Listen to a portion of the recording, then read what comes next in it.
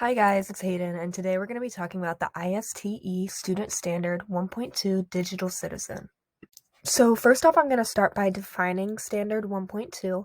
The ISTE defines Student Standard 1.2 as students recognize the rights, responsibilities, and opportunities of living, learning, and working in an interconnected digital world, and they can act and model in ways that are safe, legal, and ethical.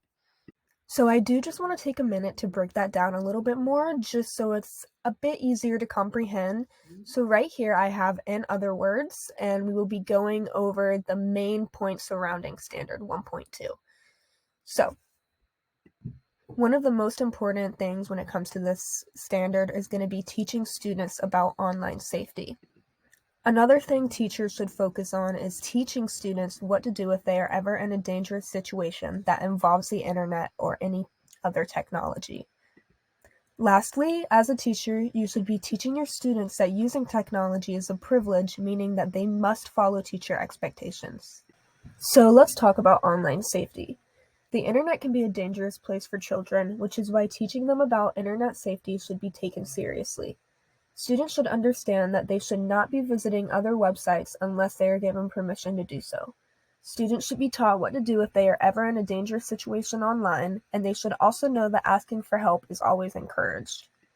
If a student accidentally visits a website that is not appropriate, they should feel comfortable enough to tell the teacher and ask for help. Next is going to be student responsibility. As a teacher, you should remind your students to use online etiquette and be responsible when they are online. Using technology is appealing to most students, and if they want to continue using it, they need to understand teacher expectations.